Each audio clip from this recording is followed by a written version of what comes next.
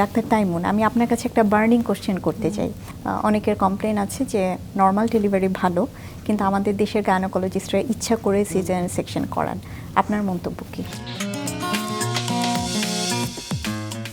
Doctor তাইমুন, আমি আপনার কাছে একটা বার্নিং কোশ্চেন করতে চাই। আমাদের শুনতে হয়, চিকিৎসক হিসেবে যেমন আমিও শুনি, আপনারাও নিশ্চয়ই শুনেন যে অনেকের কমপ্লেন আছে যে নর্মাল ডেলিভারি ভালো, কিন্তু আমাদের দেশের গাইনোকোলজিস্টরা ইচ্ছা করে সিজারিয়ান সেকশন করান। আপনার মন্তব্য কী? শুধু আমাদের দেশে না, সব জায়গাতে এটা বলে যে গাইনোকোলজিস্টরা ইচ্ছা করে সিজারিয়ান সেকশন করেন। আমাদের আপত্তি ইচ্ছা করে এই কথাটাতে। এখন এই ইচ্ছাটা কিন্তু শুধুমাত্র গাইনোকোলজিস্টদের সাথেই হয় না, ইচ্ছা কিন্তু পেশেন্টদেরও থাকে, মায়েদেরও থাকে। গাইনোকোলজিস্ট কখন সিজার করবে? যদি সিজারের কোনো কারণ থাকে। কোনো কারণ না থাকলে তো শুধু শুধু আমরা সিজার করব না। কিছু কিছু কারণ থাকে, অ্যাবসলিউট কারণ থাকে, যখন সিজার করতে হয়, করতে আমরা বাধ্য হই, হ্যাঁ, সেগুলো কারণে তো অবশ্যই সিজার লাগে। কিন্তু কিছু কিছু কারণ আছে যেগুলো আমরা অ্যাভয়েড করতে পারি, আমরা চেষ্টা করি অ্যাভয়েড করার। তার মধ্যে অন্যতম হচ্ছে ম্যাটারনাল রিকোয়েস্ট। মায়ের প্রথম স্বাভাবিক যে ব্যথাটা উঠে প্রথম ফেজে, ল্যাটেন্ট ফেজ যেটা আমরা বলি, অল্প ব্যথাতেই কিন্তু অনেক মা সিজারে চলে যেতে চান। এই জিনিসটা, এই মনোবলটা আমাদেরকে নর্মাল ডেলিভারি যারা করতে ইচ্ছুক তাদের রাখতে হবে, যে আমাকে ব্যথাটা সহ্য করতে হবে, আমার ব্যথার প্যাটার্নটা এরকম হবে। আমরা কিন্তু আমাদের ওপিডিতে, আউটডোরে বলি, সব সময় বলি যে আপনার ব্যথাটা এরকম হবে, এরকম হবে। হয় কি যে একপাক্ষিক নয়, আবার দ্বিপাক্ষিকও ব্যাপার আছে। আমি ডাক্তাররা যে পেশেন্ট পক্ষ থেকে যে একটা রিউমার আছে, এটা 100% ভুল নয়, সেটাও সত্যি। ডাক্তারদেরকে বিভিন্ন কন্ডিশনের উপরেও আমাদের চলতে হয়। আমার হেলথ ফ্যাসিলিটিস, আমার জায়গায় আমি যেখানে চিকিৎসা দিচ্ছি বা সেখানকার ফ্যাসিলিটিস কি আছে। একটা গর্ভবতী, একটা নর্মাল ডেলিভারি 14-15 ঘন্টা সময় ডেলিভারি হয়, তাকে তদারকি করার মতন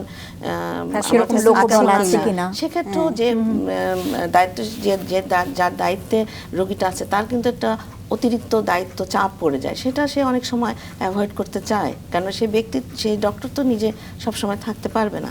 সেজন্য কোন জায়গায় ফ্যাসিলিটি আছে সেটার উপরেও কিন্তু কিছুটা টার্ন হয়।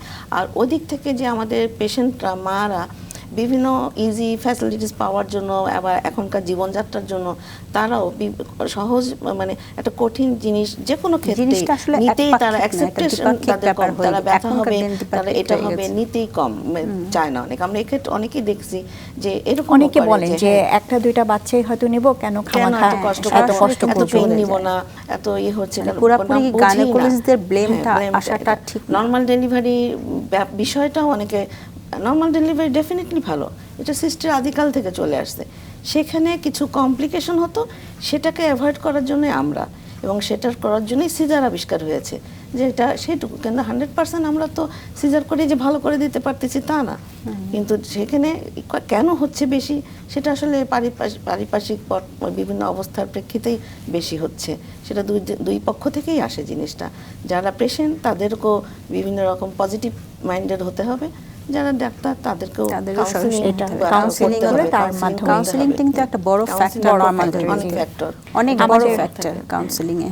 আমি চাইবো আমাদের দর্শকের উদ্দেশ্যে যদি আপনাদের কারো কোনো পরামর্শ দেওয়ার থাকে তাহলে দেবার জন্য অনুরোধ করছি। আসলে আমরা দর্শকদেরকে বলি যে মা যারা, প্রেগন্যান্সিটাকে আপনারা মনে করবেন এটা একটা নর্মাল কন্ডিশন, কখনো এটাকে কোনো অসুখ মনে করবেন না। এখন হয় কি যে প্রেগন্যান্সি মানে আমি অসুস্থ, আমার এটা করা যাবে না, এটা করা যাবে না, এটা করলে অসুবিধা হবে, এটা অসুবিধা হবে, এটা মনে করবেন না। আপনারা মনে করবেন প্রেগন্যান্সি একটা উপভোগ করার বিষয়। আল্লাহ তাআলা আপনাকে প্রেগনেন্ট করেছেন, প্রেগন্যান্সিকে কন্টিনিউশন করবেন এবং এটাকে স্বাভাবিকভাবে নেবেন। আর রমজান মাসে যেহেতু রোজা আমাদের আসছে, গরমকালের রোজা, একটু কষ্ট হবে, আপনারা করবেন আপনাদের সাধ্যমতো। আপনারা যদি শারীরিক মানসিকভাবে সুস্থ থাকেন এবং আপনার ডাক্তারটির পরামর্শ নেবেন, চিকিৎসক পরামর্শ নিয়ে তিনি যদি মনে করেন যে আপনাকে রোজা করলে আপনার সমস্যা নাই, তাহলে অবশ্যই আপনি রোজা রাখতে পারবেন। যদি না আমরা যে এর মধ্যে আলোচনার মধ্যে দিয়েছি কিছু কিছু রিস্ক ফ্যাক্টর থাকে, এই ফ্যাক্টরগুলো যদি আপনার মধ্যে না থাকে তাহলে আপনি অবশ্যই রমজান মাসে রোজাটা করতে পারবেন। এবং আমাদের আলোচনায় যেমন আমরা বললাম ইফতারিতে কি খাবেন, সেহরিতে কি খাবেন, এভাবে যদি আপনি মেনটেন করতে পারবেন তো ইনশাআল্লাহ আপনি সব কিছুই ভালোভাবেই আগাতে পারবেন। ধন্যবাদ। জি। আমি একটু শেষে খুব সংক্ষেপে জানতে চাইবো যে এই সময় ঘন ঘন আল্ট্রাসাউন্ড করাটার কি বাচ্চার উপর কোনো আল্ট্রাসাউন্ড কিন্তু আমরা ক্ষতিকর কখনোই প্রভাব আছে? ঘন ঘন বলি না। আচ্ছা। আল্ট্রাসাউন্ডের স্পেসিফিক আমাদের টাইমে আছে।